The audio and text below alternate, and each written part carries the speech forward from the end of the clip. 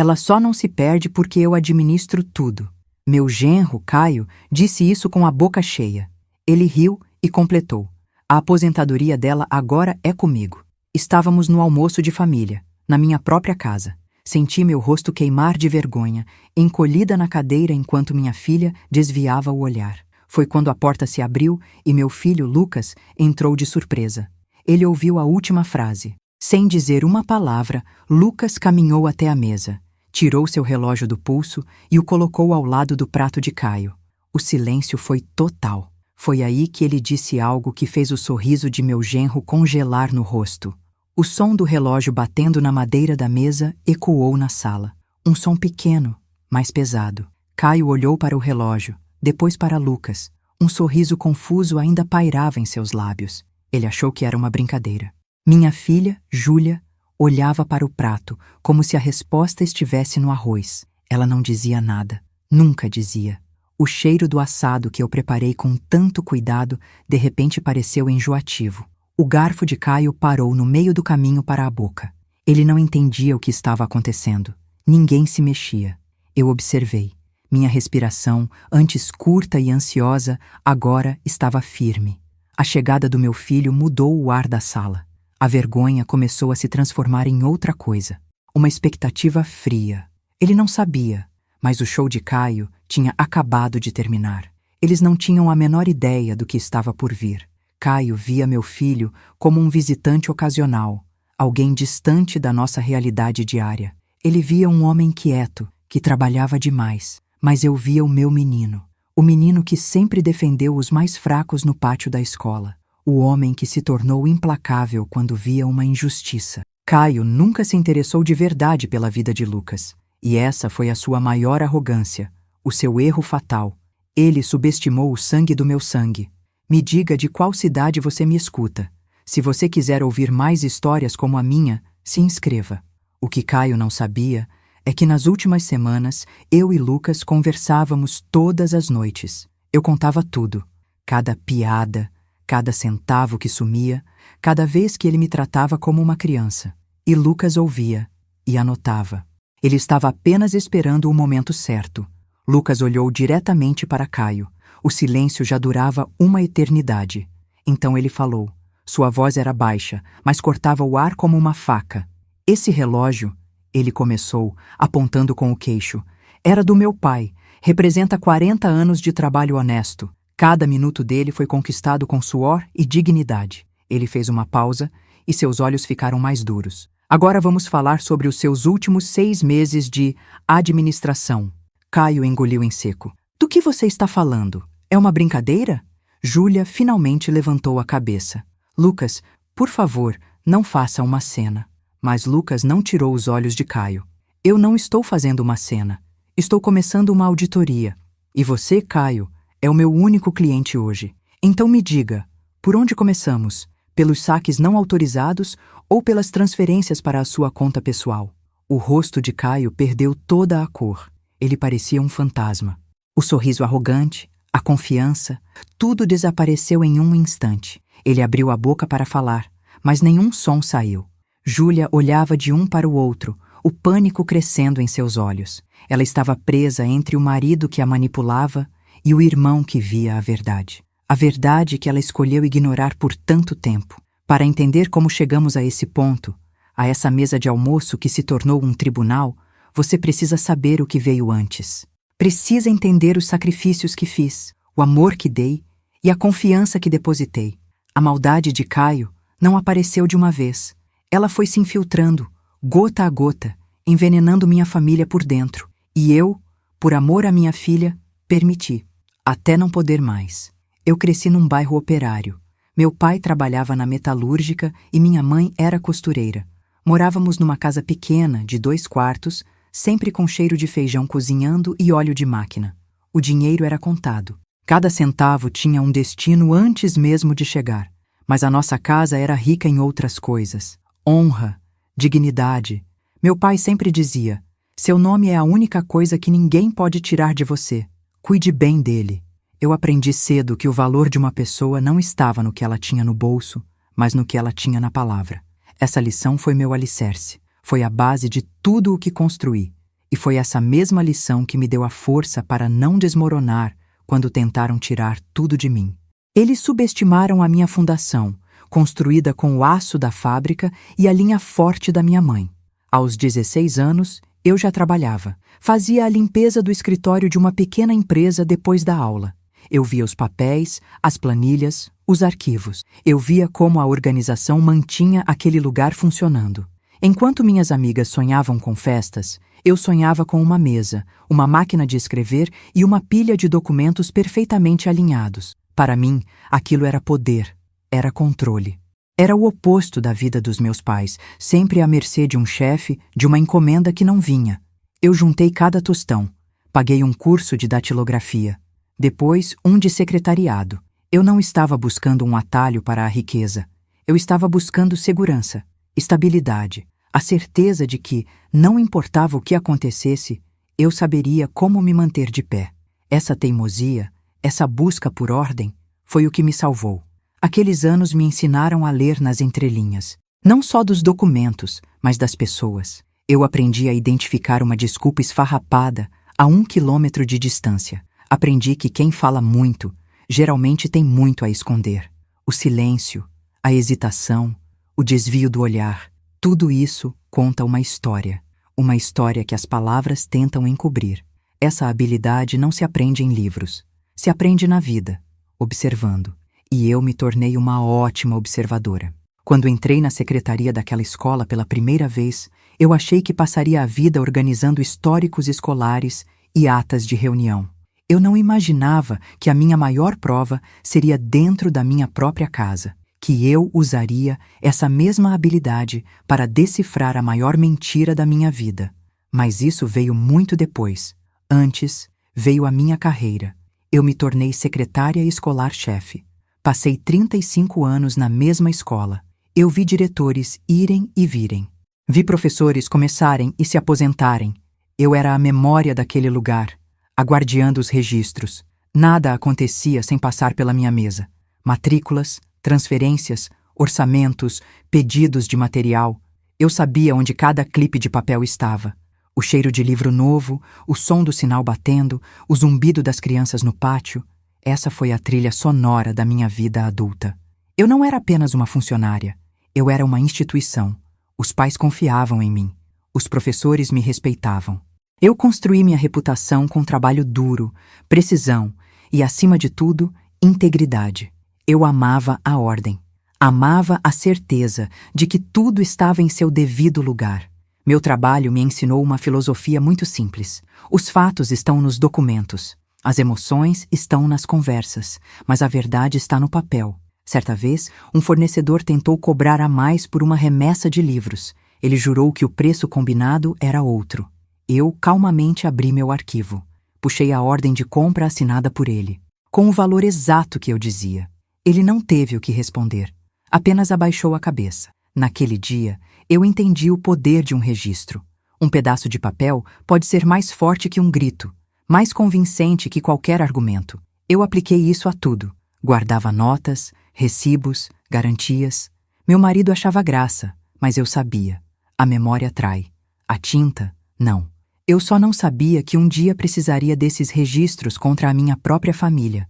Eu passei a vida protegendo os registros da escola, garantindo que tudo fosse justo e correto para centenas de famílias. Eu me especializei em resolver problemas. Lidei com pais furiosos, com orçamentos apertados, com a burocracia do governo. Eu aprendi a ser firme sem ser grossa, a ser clara sem ser cruel. Eu me tornei uma especialista em identificar desculpas, em ver quando uma história não batia. A ironia é que eu passei décadas resolvendo os problemas dos outros, protegendo os filhos dos outros, e não vi o perigo crescendo dentro da minha própria casa. Mas aqui está o que eles não sabiam. Eles não sabiam que eu reconhecia cada tática, cada mentira, cada tentativa de manipulação. Eles achavam que eu era apenas uma velhinha, não a mulher que administrou uma escola inteira por 3 décadas. Mas antes dessa guerra, houve o amor, houve o Roberto. Eu conheci o Roberto numa festa junina da escola. Eu estava com 30 anos, focada na minha carreira. Não procurava por ninguém. Ele era pai de um aluno novo. Veio até a minha barraca de pescaria. Tinha um sorriso fácil e olhos que pareciam prestar atenção de verdade. Ele não tentou me impressionar, apenas conversou. A senhora parece que comanda este lugar todo, ele disse, rindo. Eu sorri de volta. Alguém precisa garantir que os peixes de plástico não fujam. Meu nome é Roberto. E o meu filho, o Marcos, não para de falar da tia da secretaria que sabe de tudo. Meu nome é Marisa. E pode dizer ao Marcos que eu realmente sei de tudo. Eu acredito, ele respondeu. Dá para ver nos seus olhos. Não foi uma cantada, foi uma observação.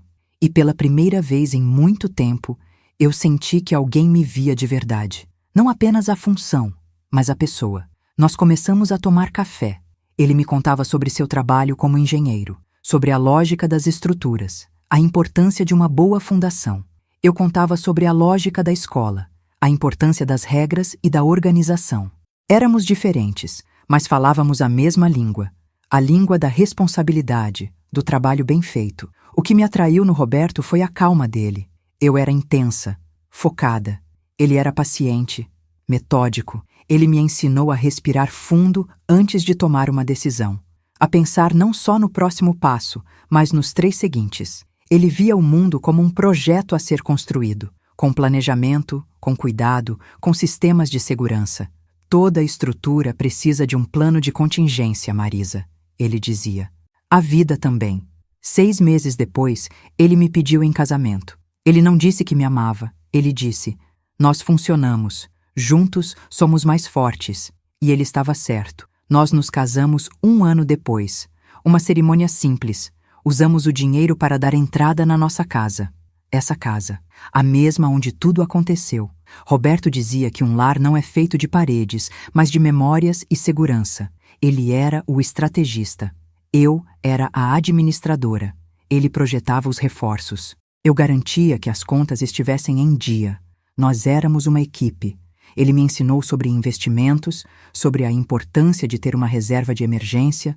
A gente torce pelo melhor, ele dizia, mas se prepara para o pior. Na época, eu achava que era pessimismo. Hoje, eu sei que era sabedoria. Era ele, mais uma vez, cuidando de mim, me preparando para um futuro que ele, infelizmente, não estaria lá para ver. Nós construímos uma vida boa, honesta, tijolo por tijolo. Júlia nasceu primeiro. Depois, o Lucas. Eu voltei a trabalhar depois de cada licença maternidade. Não era fácil. A jornada era tripla. Casa, filhos, escola. Mas nós demos um jeito. Roberto era um pai presente. Ele que ensinou as crianças a andarem de bicicleta, que conferia a lição de matemática. Eu ensinei a ele sobre organização, sobre responsabilidade. Achei que estávamos criando 2 filhos com os mesmos valores, com a mesma noção de certo e errado. Nós éramos felizes, uma felicidade simples do dia a dia. Dos jantares na cozinha, das férias na praia, do barulho deles correndo pela casa. Achávamos que tínhamos construído algo sólido, uma família, uma fortaleza. Eu estava errada. Uma fortaleza pode ser destruída por dentro. No nosso aniversário de 30 anos de casados, Roberto me deu um relógio, de ouro. Era o relógio que o pai dele tinha lhe dado, simples, elegante, com uma pequena inscrição atrás. O tempo é o nosso bem mais valioso. Eu usei aquele relógio todos os dias. Ele representava tudo o que tínhamos construído. 30 anos de trabalho, de parceria, de amor. Era um símbolo da nossa dignidade, do nosso esforço. Eu olhava para ele e via a nossa história. Cada tic-tac era um segundo da nossa vida juntos. Eu me sentia a mulher mais rica do mundo, não pelo ouro no meu pulso, mas pelo homem ao meu lado. Eu achava que aquele tempo seria eterno. Mas o tempo, como o Roberto sempre soube, é a única coisa que não podemos controlar. O nosso estava acabando. Roberto se foi há 5 anos. Um ataque cardíaco fulminante, no escritório. Ele estava trabalhando num projeto como sempre. Eu recebi a ligação na escola. O mundo parou. O barulho dos alunos sumiu. Tudo ficou em silêncio. Lembro de ter dirigido para casa no automático. Entrei e vi a xícara de café dele na pia, pela metade. Foi ali que eu desabei.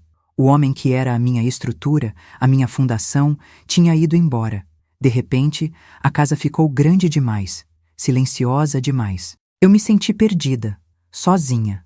A dor era física, uma pressão no peito que não me deixava respirar direito. Eu achei que não conseguiria seguir em frente, mas eu estava errada. Roberto, mesmo depois de morto, tinha me deixado as ferramentas para sobreviver. Roberto costumava dizer: guarde os recibos de tudo, até da confiança. Ele dizia isso rindo, mas falava sério. Depois que ele se foi, eu encontrei uma pasta. Nela estavam todos os nossos documentos organizados: seguros, investimentos, senhas. Tudo com anotações claras. Ele tinha deixado um mapa para que eu não me perdesse. Ele tinha construído um plano de contingência para a sua própria ausência. Foi a última prova de amor dele. Eu segui em frente. Continuei trabalhando por mais alguns anos. Depois me aposentei. Morei na nossa casa. Usei o relógio dele todos os dias. E quando as coisas ficavam difíceis, eu ouvia a voz dele na minha cabeça, calma e firme, me lembrando de seguir o plano, de confiar nos fatos, de guardar os recibos. Eu ajudei a pagar a faculdade de Direito da Júlia. Foram R$110 mil, dinheiro que eu e Roberto guardamos a vida inteira. Era para a nossa tranquilidade, mas era o sonho dela, e eu não hesitei. Quando ela se casou com o Caio, eu paguei pela festa, mais R$40 mil. Quero que você tenha o dia de princesa que eu não tive, eu disse a ela. Ela me abraçou, chorou, disse que eu era a melhor mãe do mundo. Depois, eles quiseram comprar um apartamento. Eu ajudei com a entrada. R$80 mil. É para vocês começarem a vida com o pé direito, eu falei. A essa altura, minhas economias já tinham diminuído bastante, mas eu via minha filha feliz, e isso para mim não tinha preço, ou pelo menos eu achava que não tinha. A última ajuda foi para o Caio. Ele tinha uma dívida no cartão de crédito, R$25 mil. É para começarmos a vida sem pendências, ele me disse, com aquele sorriso charmoso. Júlia me pediu com os olhos cheios de lágrimas. Eu cedi. Tirei o dinheiro que restava da minha poupança.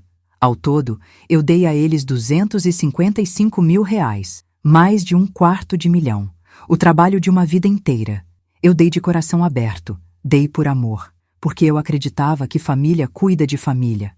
Eu dei tudo o que tinha, esperando em troca apenas respeito e carinho. Essa foi a minha recompensa. Ser chamada de perdida na minha própria mesa, enquanto eles comiam a comida que eu preparei. Mas a história deles estava mal contada, e eles se esqueceram de uma coisa. Eu guardo todos os recibos. Tudo começou de forma sutil, com uma oferta de ajuda. Caio e Júlia vieram jantar, e ele me viu pagando uma conta pelo computador. Ele se aproximou, com aquele sorriso que parecia prestativo. Deixa comigo, Dona Marisa. Tecnologia é complicada. Eu resolvo isso para a senhora. Eu hesitei. Sempre cuidei das minhas próprias coisas. Mas Júlia olhou para mim, com um apelo silencioso nos olhos. Deixa, mãe. Ele entende disso. Para evitar uma briga, para manter a paz, eu concordei. Entreguei a ele minhas senhas. Foi como entregar as chaves da minha casa. Naquele momento, eu não sabia, mas tinha acabado de abrir a porta para o ladrão. Ele disse que ia apenas organizar tudo, criar planilhas, facilitar a minha vida.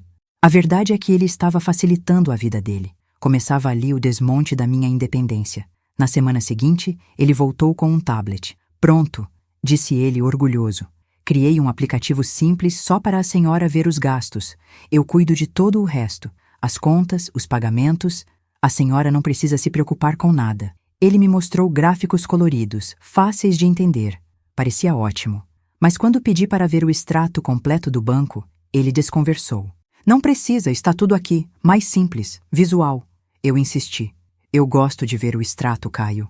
Ele suspirou, como se eu fosse uma criança teimosa. Dona Marisa, a senhora tem que confiar em mim. Estou fazendo isso para o seu bem. A frase confiar em mim soou como um alarme. Roberto me ensinou a confiar em documentos, não em palavras. Mas, mais uma vez, olhei para Júlia, que sorria, aliviada. E eu me calei. A primeira humilhação pública foi pequena, quase imperceptível. Estávamos almoçando, só nós três. Eu comentei sobre um novo aplicativo de mensagens que minhas amigas estavam usando. Caio riu, um riso alto, debochado. Calma, amor, disse ele para Júlia, mas olhando para mim. Sua mãe é de outra geração. A gente tem que ter paciência com tecnologia. Júlia deu um sorriso sem graça, não disse nada. Eu senti meu rosto esquentar. Não era o que ele disse, mas como disse, como se eu fosse uma peça de museu, incapaz de aprender. Eu passei 35 anos administrando uma escola inteira, com orçamentos, planilhas e sistemas. Mas para ele, eu era apenas uma velhinha que não sabia usar o celular. E o silêncio da minha filha doeu mais do que a piada dele. Naquela noite, eu liguei para a Júlia. Tentei explicar como me senti. Filha, o jeito que o Caio falou comigo hoje me magoou. Houve uma pausa do outro lado da linha. Eu podia ouvi-la suspirar. Ah, mãe, você sabe como o Caio é. Ele só estava brincando. Ele te adora, só tem esse jeito. Não pareceu brincadeira. Eu insisti. Pareceu que ele estava me diminuindo na sua frente. A senhora está sendo sensível demais, ela respondeu, a voz já impaciente. Ele está tentando ajudar, cuidando de tudo para a senhora. Tente ver o lado bom. O lado bom. Eu desliguei o telefone sentindo um frio na alma. Eu não estava sendo sensível. Eu estava sendo avisada. E minha própria filha era a mensageira de que eu estava sozinha nessa. O próximo passo foi o controle financeiro explícito. Fui ao supermercado, um lugar que eu amava, onde conhecia todo mundo. Na hora de pagar, meu cartão foi recusado. A moça do caixa me olhou com pena. Quer tentar outro, dona Marisa? Eu não tinha outro. Liguei para o Caio, ali mesmo, na frente de todo mundo, sentindo o meu rosto queimar de vergonha. Caio, meu cartão não passou. Sua voz do outro lado era calma, controladora. Ah, sim, eu coloquei um limite de segurança. Para a senhora não gastar demais, sabe? Para a sua proteção. Proteção. Ele estava me dando uma mesada com o meu próprio dinheiro. Eu era uma criança novamente, pedindo permissão para comprar 1 quilo de arroz. A humilhação foi tão grande que deixei as compras ali e fui embora. Cheguei em casa tremendo de raiva. Liguei para ele de novo. Você não tinha o direito de fazer aquilo. Calma, dona Marisa. É para o seu bem. Imagine se a senhora perde o cartão e alguém gasta tudo. Estou apenas cuidando do seu patrimônio. Eu cuidei do meu patrimônio a vida inteira, eu disse, a voz embargada. Eu sei. E fez um ótimo trabalho. Agora é a minha vez de cuidar da senhora. Relaxe, deixe o trabalho pesado comigo. Ele desligou. Eu me sentei na cozinha, a mesma cozinha onde eu e Roberto planejamos nosso futuro. E pela primeira vez, senti medo. Ele não estava me protegendo. Ele estava me aprisionando, construindo uma gaiola dourada com as barras do meu próprio dinheiro. E eu sabia que era só o começo. Depois, ele começou a me isolar. Minha melhor amiga, a Lúcia, me ligou. Caio atendeu meu telefone. Eu estava no quintal. Podia ouvir a voz dele da janela. Alô? Ah, oi, dona Lúcia? A dona Marisa? Ela está meio confusa hoje. Acho melhor a senhora ligar outra hora. Ele disse isso com uma voz cheia de falsa preocupação. Eu entrei correndo. O que você disse a ela? A verdade. A senhora andava meio esquecida, não queria preocupar sua amiga.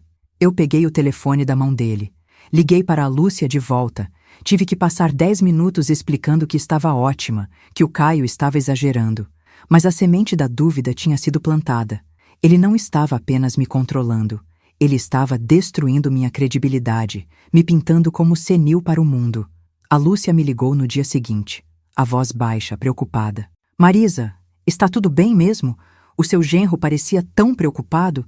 Ele disse que você às vezes não reconhece as pessoas. A mentira me atingiu como um soco. Ele não tinha dito que eu estava confusa.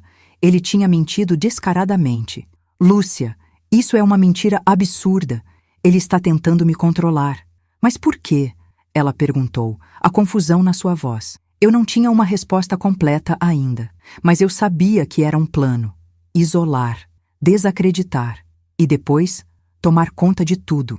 Eu a tranquilizei, mas quando desliguei, a sensação de estar presa se intensificou. As paredes da minha casa pareciam estar se fechando ao meu redor. Ele estava cortando minhas linhas de comunicação, uma por uma. A gota d'água foi quando tentei, mais uma vez, falar com a Júlia. Eu a chamei para um café, só nós duas. Filha, o Caio está passando dos limites. Ele está mentindo para as minhas amigas, controlando meu dinheiro, me tratando como uma incapaz.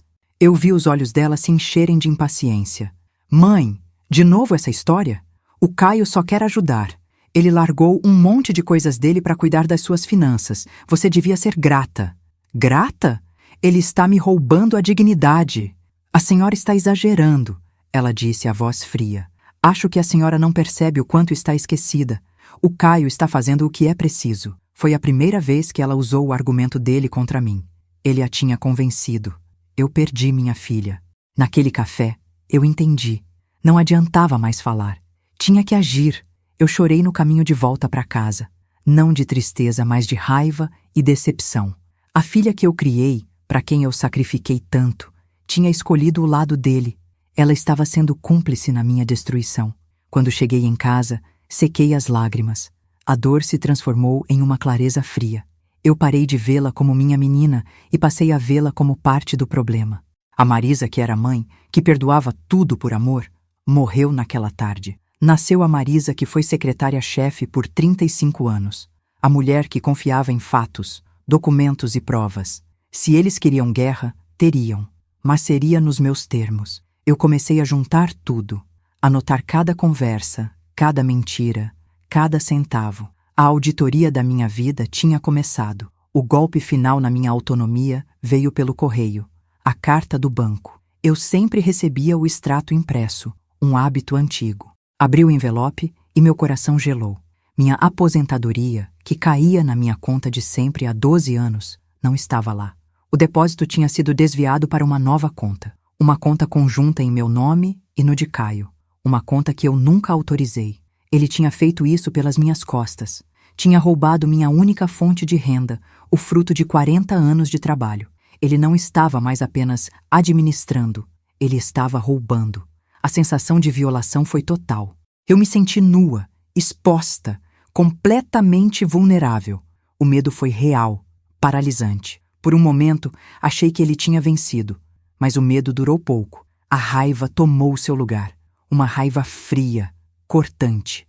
Eu segurei aquele extrato com as mãos firmes. Isso não era mais sobre manipulação emocional.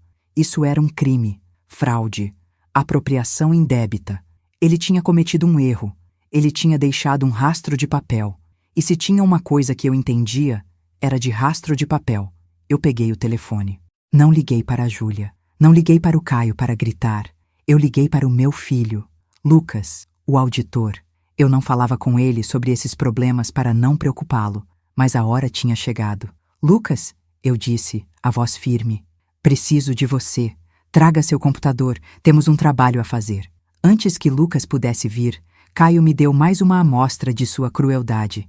Ele me levou para tomar um café, um gesto gentil para mostrar a Júlia como ele era atencioso. Sentamos numa mesa. O garçom se aproximou. Antes que eu pudesse abrir a boca, Caio levantou a mão. Pode trazer o de sempre para ela, disse ele em voz alta para todos ouvirem.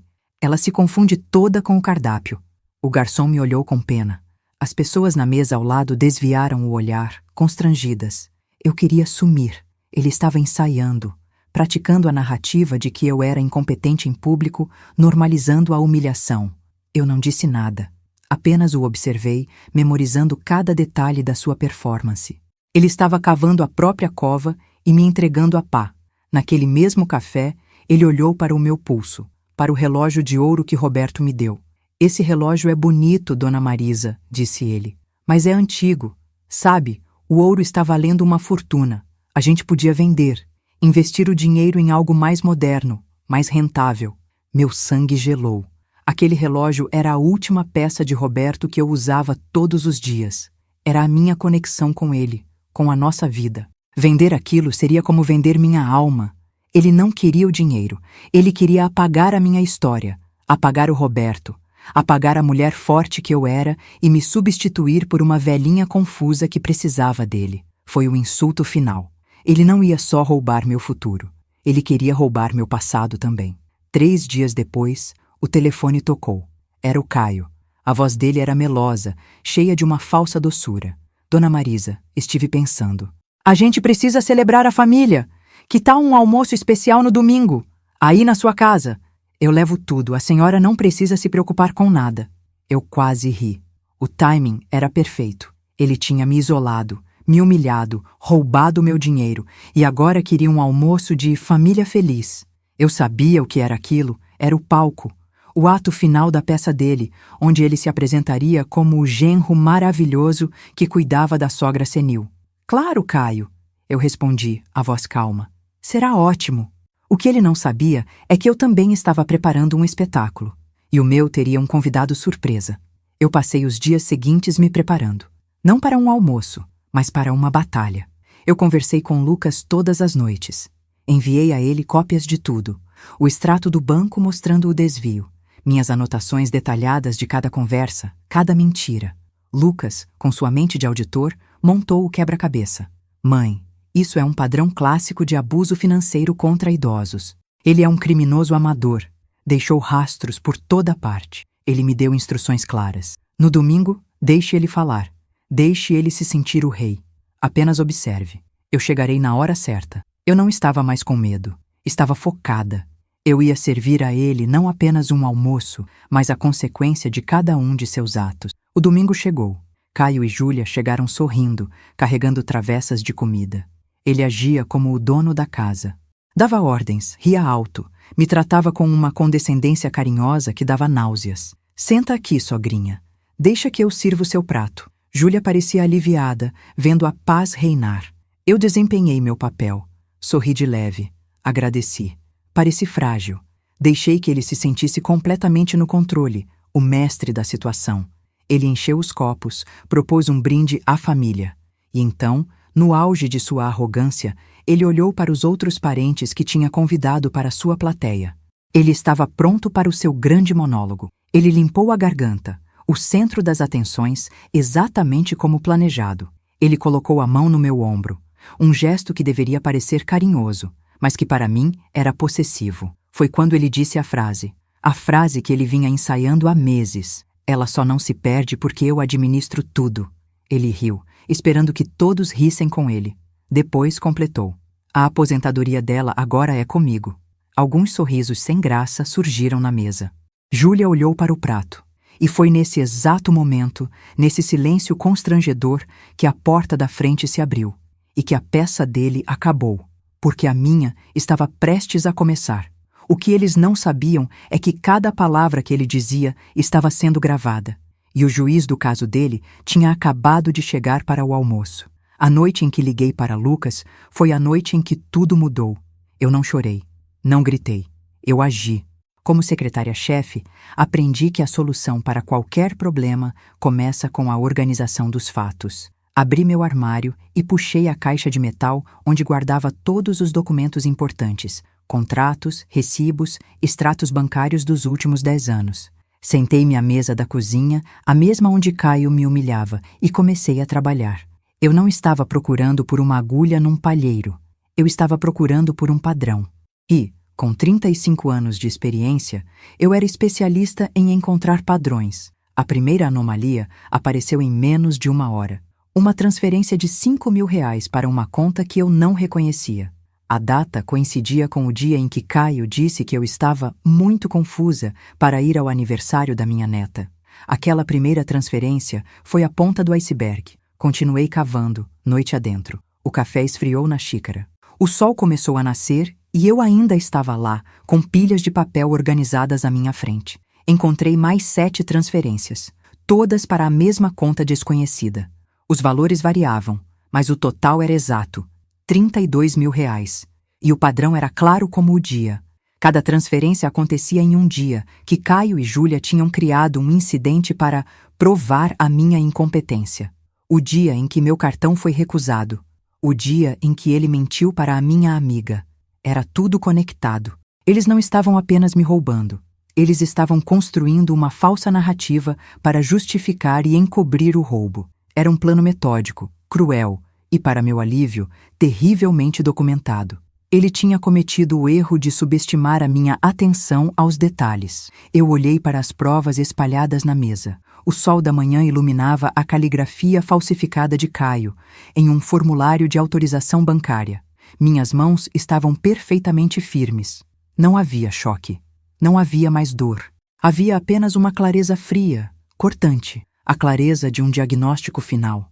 A mulher que chorou no café, a mãe que se sentiu traída, tinha desaparecido. Em seu lugar estava a Dona Marisa, a secretária-chefe, a mulher que passara a vida garantindo que cada documento estivesse correto, que cada conta fechasse, que cada regra fosse cumprida. Isso não era mais uma traição familiar. Isso era uma auditoria. E eu tinha acabado de encontrar a fraude. Caio não era um genro mau. Ele era um criminoso. E eu tinha o arquivo completo para provar.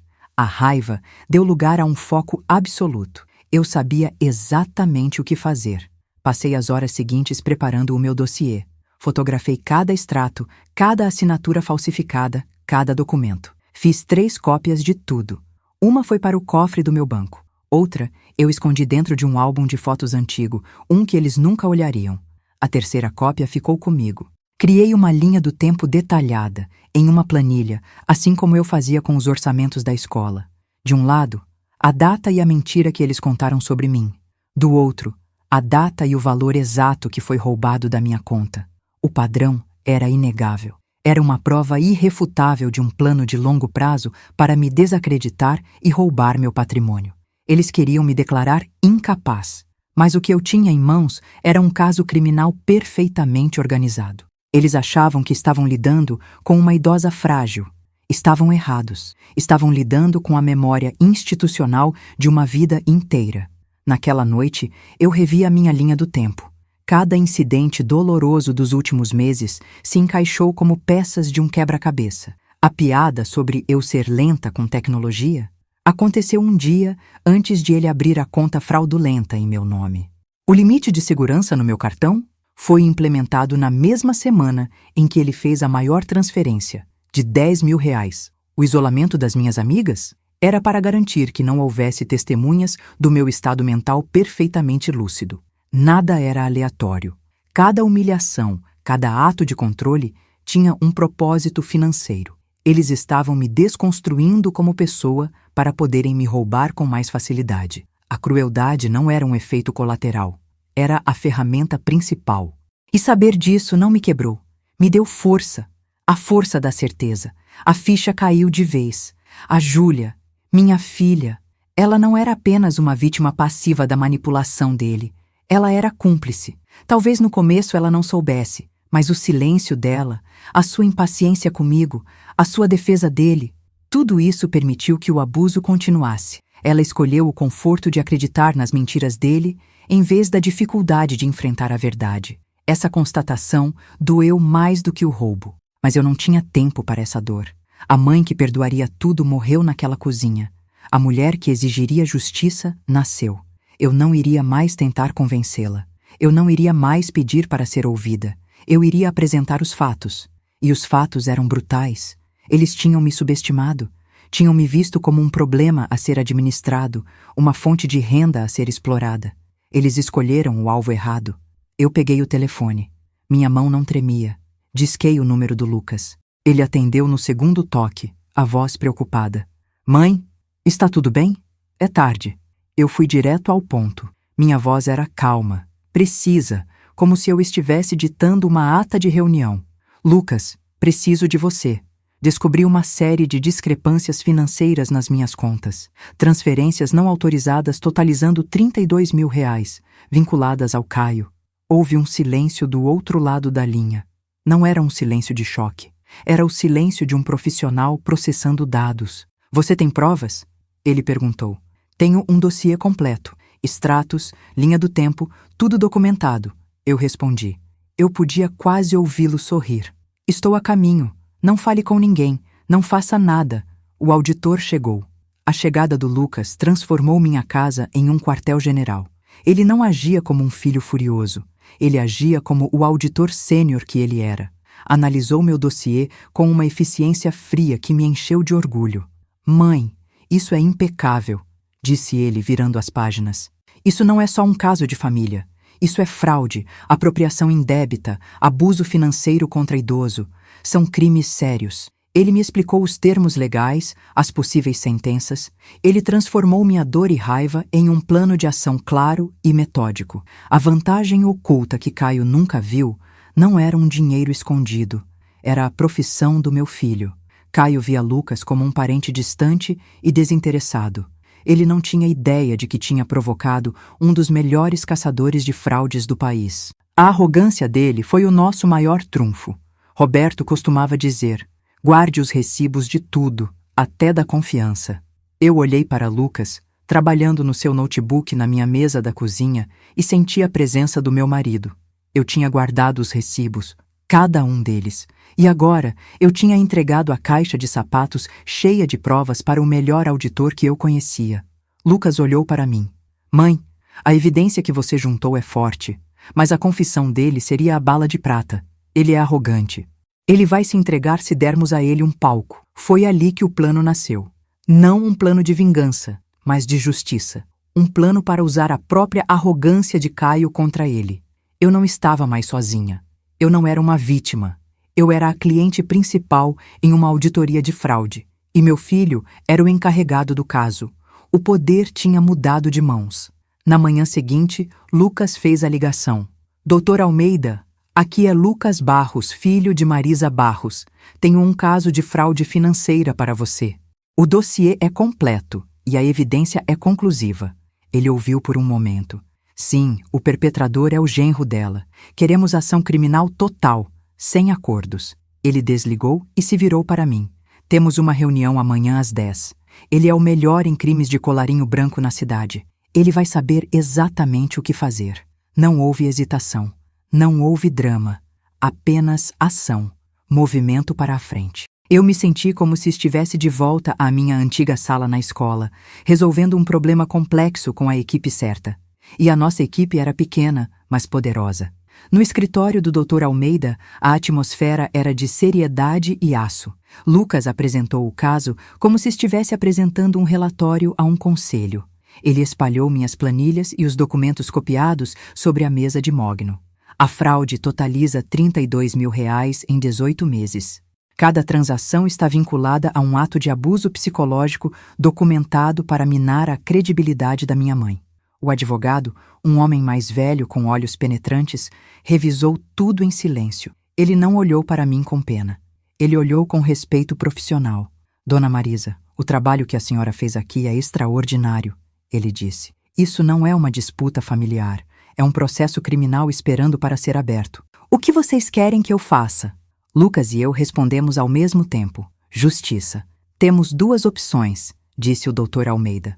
Um processo civil para recuperar o dinheiro e pedir danos morais, ou uma denúncia criminal que pode levar à prisão. Ele nos olhou, avaliando nossa determinação.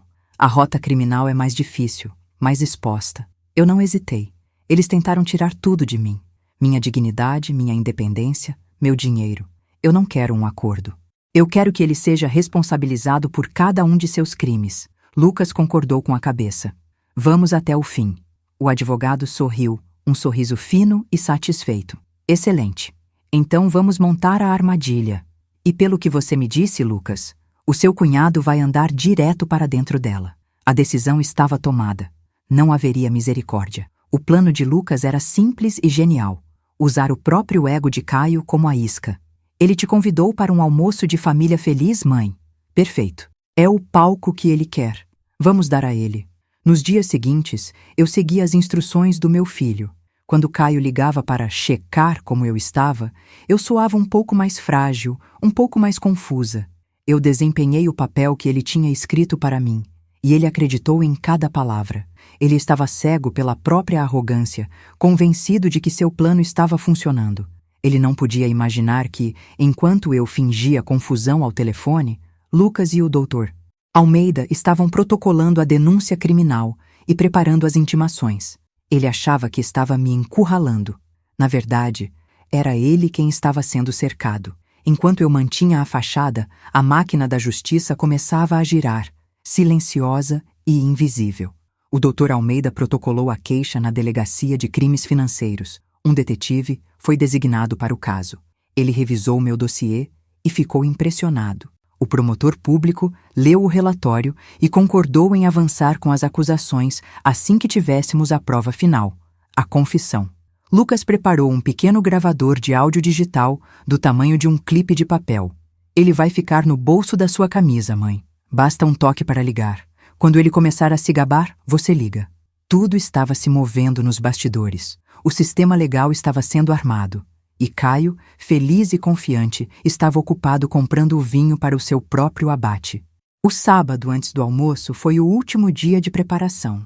Lucas veio até minha casa. Nós não falamos muito sobre o que estava por vir. Em vez disso, ele me ajudou a arrumar o jardim. Nós agimos como mãe e filho, mas por baixo da normalidade havia uma corrente de aço. Você está pronta para amanhã, mãe? Ele perguntou, sem me olhar.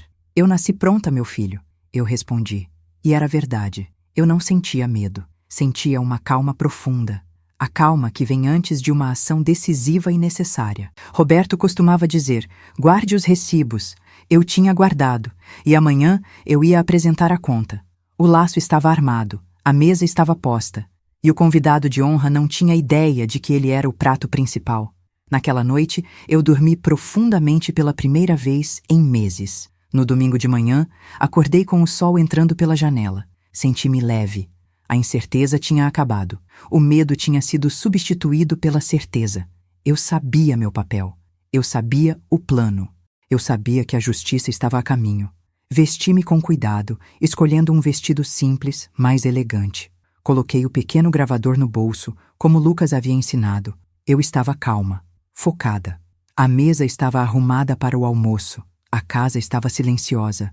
Era a calmaria antes da tempestade. E eu estava no olho do furacão, imóvel e pronta. Caio achava que aquele almoço era o seu ato final de triunfo. Ele mal sabia que era o começo do seu fim. A cortina estava prestes a subir para o último ato. E o roteiro, desta vez, era meu. O silêncio na mesa era pesado, quebrado apenas pelo som da respiração de Caio, agora rápida e superficial. Júlia olhava para o relógio na mesa, depois para o irmão, depois para o marido, como se estivesse assistindo a uma partida de tênis mortal. Os outros parentes na mesa estavam congelados, garfos no ar. Ninguém se atrevia a falar. Lucas permaneceu de pé, calmo, uma rocha no meio da tempestade que ele mesmo criou. Ele tinha exposto a verdade. A gravação do que Caio admitiu estava segura no seu bolso. A arrogância de Caio tinha desaparecido, substituída por um pânico crescente. Foi nesse momento que a campainha tocou. Um som claro, nítido, que cortou a tensão. Lucas não se surpreendeu. Ele se virou para mim e acenou com a cabeça. Pode deixar, mãe. Eu atendo. É para ele. Ele caminhou até a porta, e o pânico nos olhos de Caio se transformou em puro terror. Ele sabia que o jogo tinha acabado. Lucas abriu a porta. 2 policiais uniformizados e um homem de terno entraram. O homem de terno, um oficial de justiça, segurava uma pasta. Ele caminhou diretamente até a mesa e parou ao lado de Caio. Senhor Caio Andrade? Sua voz era formal, sem emoção. Caio apenas conseguiu balbuciar um sim. O oficial abriu a pasta. Estou aqui para entregar esta intimação e ordem judicial. O senhor está sendo formalmente acusado de apropriação indébita, fraude e abuso financeiro contra idoso. Júlia soltou um soluço. Isso é um engano, disse Caio, tentando recuperar a compostura. Eu administro tudo para ela. Eu cuido dela. O oficial nem piscou. Ele olhou para os papéis e leu em voz alta uma anotação do juiz. Senhor Andrade, a partir de agora, a administração dos seus bens é com a justiça, para garantir a restituição da aposentadoria dela. A cor sumiu do rosto de Caio. Júlia desabou na cadeira, o rosto entre as mãos. As consequências foram rápidas e devastadoras. Legalmente, Caio foi condenado. Com a gravação da confissão e o meu dossiê, o caso era irrefutável. Ele evitou a prisão, mas recebeu uma sentença de 3 anos em regime aberto, com tornozeleira eletrônica e uma ordem de restrição que o impedia de chegar a menos de 500 metros de mim. Financeiramente, ele foi aniquilado. A justiça bloqueou suas contas e o forçou a vender o carro e tudo de valor para pagar a restituição dos R$32 mil que roubou, mais juros e danos morais. Ele declarou falência em menos de 6 meses. Socialmente, foi o fim. Júlia pediu o divórcio no dia seguinte à intimação. A notícia se espalhou como fogo. Ele perdeu o emprego, os amigos, tudo. Psicologicamente, a humilhação pública o quebrou. O homem arrogante e controlador se transformou numa sombra. Ele teve exatamente o que mereceu. Eu não senti um pingo de pena. 1 ano depois, a vida de todos encontrou um novo lugar. Caio trabalha como estoquista num supermercado do outro lado da cidade. Mora num quarto alugado. Ninguém mais fala com ele. Júlia está fazendo terapia. Ela me liga toda semana, tentando se desculpar, tentando reconstruir a ponte que ela mesma queimou. Eu sou educada, mas a confiança se foi. Talvez um dia. Talvez não. Eu vendi a casa grande, cheia de memórias, boas e ruins. Comprei um apartamento lindo no centro, com uma vista incrível da cidade. Paguei à vista. O relógio de ouro de Roberto está no meu pulso agora. A polícia o recuperou dos pertences de Caio. O tic-tac dele antes me lembrava do tempo que eu tinha perdido. Agora, ele soa como o meu futuro. Cada segundo, uma batida de liberdade. A justiça foi feita. A verdade venceu. Hoje, eu sento na minha varanda, com uma xícara de café, vendo a cidade acordar. Sinto uma paz que não sentia há anos. Uma paz que eu mesma conquistei. Essa jornada me ensinou uma lição poderosa. Dignidade não é algo que se negocia, é a sua fundação. E se alguém tentar demolir a sua fundação, você tem o direito e o dever de se defender com tudo o que tem. Eu não me arrependo de nada. Faria tudo de novo para proteger a minha paz. Às vezes, eu olho para a foto do Roberto na minha estante. Eu sorrio e digo baixinho: eu guardei os recibos, meu amor. Guardei todos eles, assim como você me ensinou. E eles não mentiram. Eu venci. Se esta história te emocionou, escreva dignidade nos comentários e se inscreva para ouvir a próxima. Meu tempo é meu de novo, e é exatamente assim que deve ser.